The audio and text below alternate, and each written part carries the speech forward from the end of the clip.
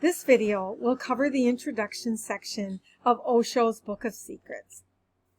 Here's the book. You can see it's very thick, 1,300 pages in length. And in this first section, Osho declares that Tantra is a science, not a philosophy. In my first video on Osho's book, I said that the Book of Secrets is Osho's commentary on an ancient 5,000-year-old Indian text called the Vigyan Bhairav Tantra. All of the chapters of the Book of Secrets were put together from a series of lectures that Osho gave in India back in the 1970s.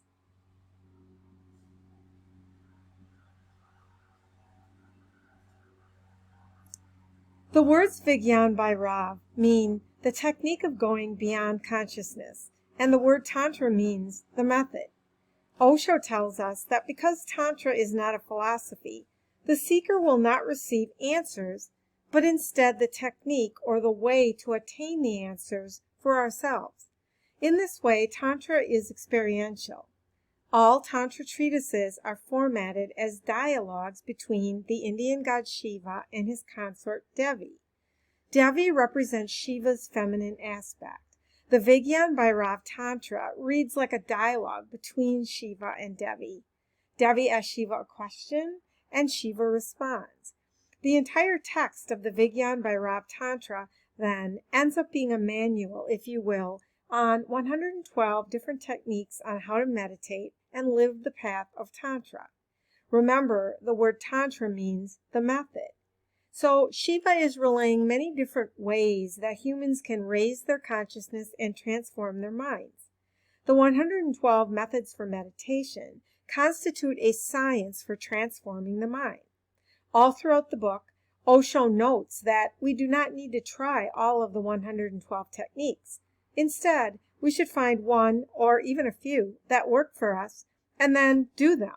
He says once we find a technique which fits us and put our total energy into it, that we will never be the same again. According to Tantra, in order for the human mind to change, authentic and methodical techniques must be used, because merely preaching to people about what they should do is not scientific and will have no effect. Osho explains that Tantra is written in love language as exposed to logical language. He says that logical language is aggressive, argumentative, and violent, and that the only aim of an arguer who uses logical language is to convince others and persuade them to believe that he's right about something. The use of logic, then, is an intellectual exercise. It provokes debate. On the other hand, Osho describes love language as communion. We've established that the Vigyan Bhairav Tantra is set up as a dialogue between Lord Shiva and his consort Devi. The first question Devi asks is, "O Shiva, what is your reality? What is this wonder-filled universe? What constitutes seed? Who centers the universal wheel? What is this life beyond pervading forms? How may we enter it fully above space and time, names and descriptions? Let my doubts be cleared." Shiva answers by giving 112 techniques. Osho says these methods are the oldest, most ancient techniques, but that they can also be called the newest, because nothing can be added to them.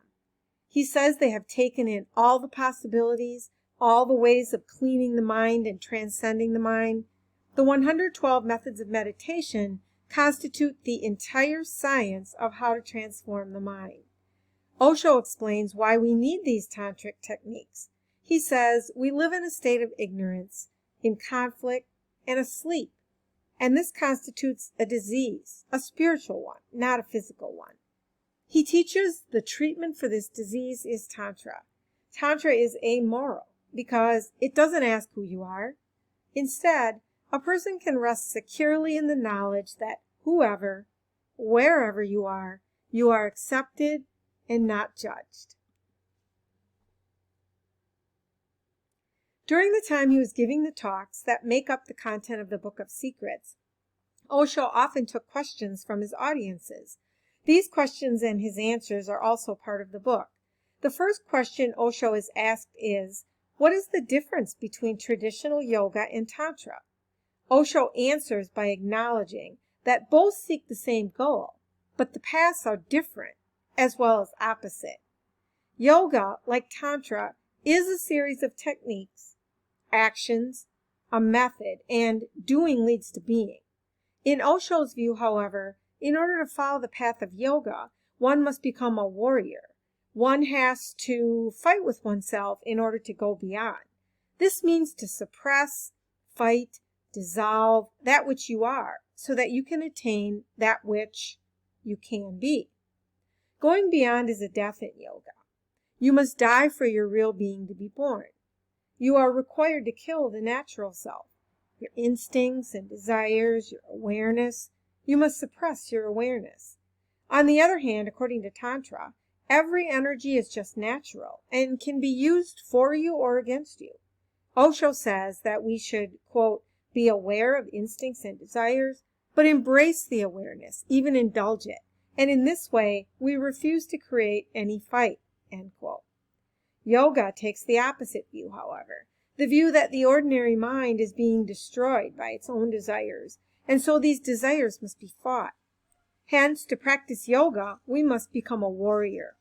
Tantra, though, says we should move into desire with full consciousness, because by doing this, we can transcend our desires as opposed to suppressing them.